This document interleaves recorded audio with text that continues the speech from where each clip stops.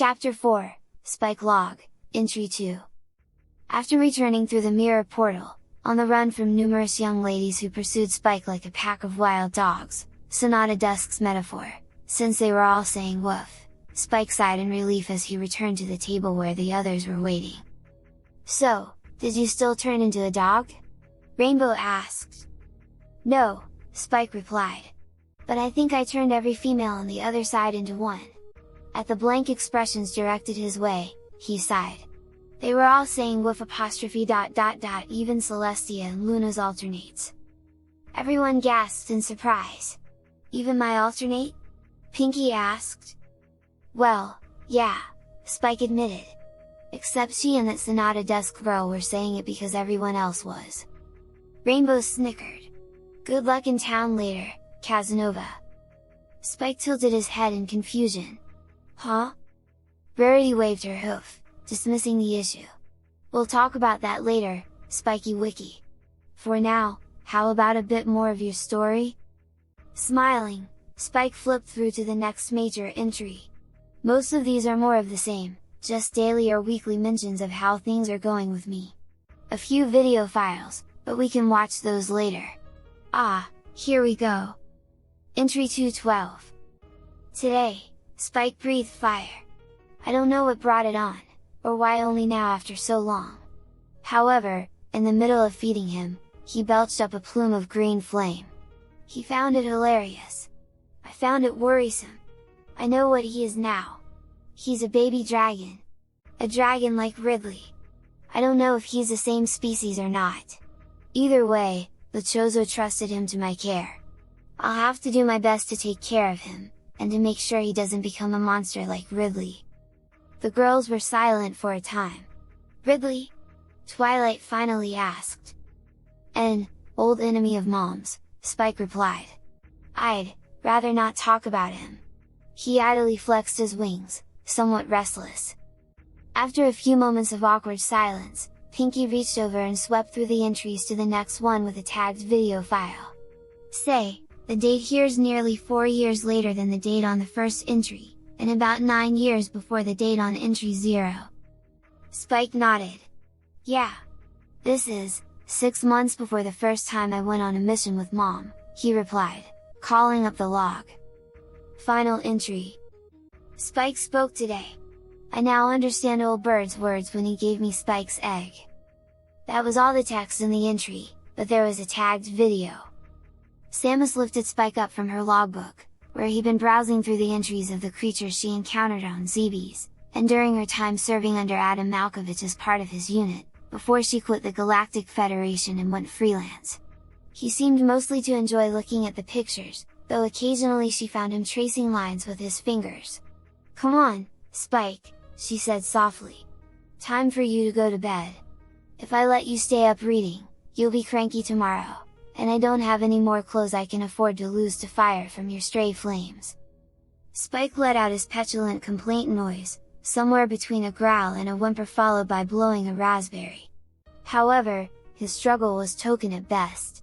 He was used to Samus getting her way. She was a lot stronger than she looked, and his body was only just beginning to adjust to the 10 Gs Samus kept her ship at for comfort. It wasn't as high as the gravity of ZBs, but it was higher than what the Federation ships kept their gravity at. Spike had adjusted well, but he wasn't yet nearly as strong as Samus. Smiling, Samus carried him to the pile of gold and silver that had once been place settings for all the various jewelry she'd received over her lifetime that she had no interest in keeping. She had given Spike the gemstones as treats, and the metal was now Spike's favorite bed. Samus had placed it all in a large basket for him to sleep on. "Wait," Twilight said as she paused the video. "How did that big pile not trigger your hoarding instincts and greed growth?" Spike chuckled. "It did when she first started giving it to me," he explained.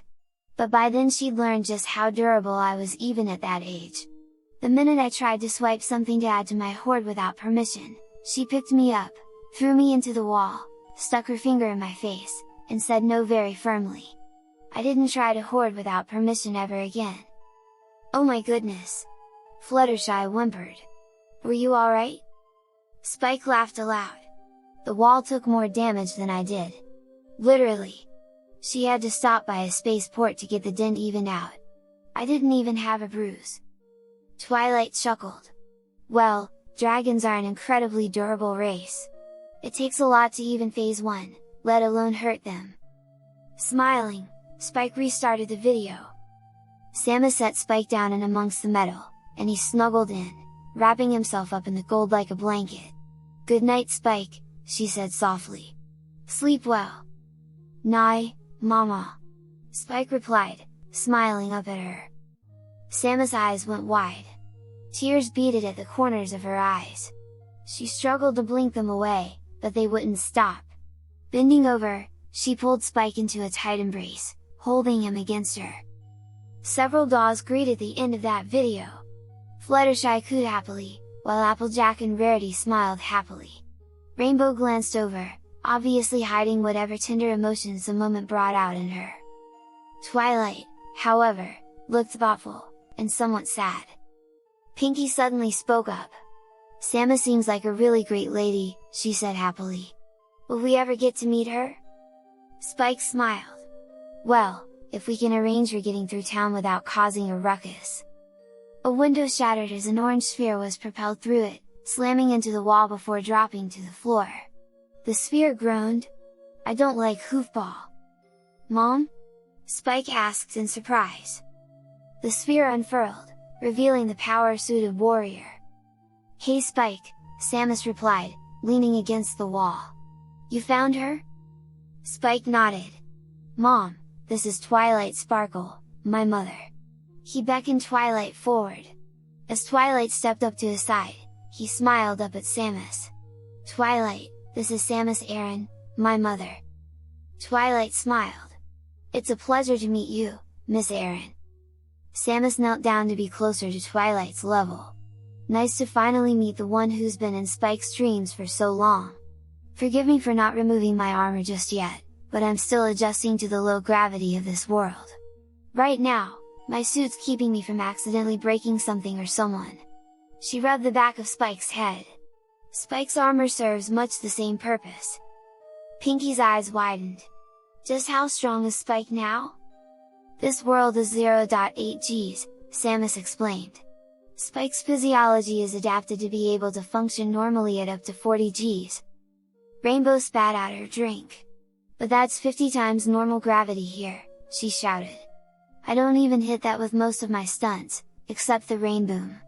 She stared at Spike in awe. "If he can fly in an environment like that, what's he like in the air here?" Samus chuckled. "Go flying with him and see. He's pretty good in the air." "Then we're gonna race, Spike," Rainbow said challengingly. "I wanna see what you can do." Spike chuckled. "You're on, Dash." Twilight chuckled. "You'll stick around, won't you?" she asked Samus. Samus shrugged. "Sure." She spotted the datapack. "How far did you get?" she asked Spike. "I was about to tell them about Talon 4, he replied.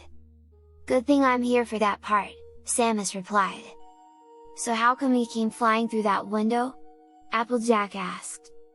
Samus chuckled, self-consciously rubbing the back of her head. "I was worried about Spike, since he hadn't gotten in contact with me. I was using Morph Ball to get through the town without drawing attention, and an orange Pegasus challenged a yellow pony with a red mane to see how hard she could kick me." Applejack face hoofed. "Apple Bloom,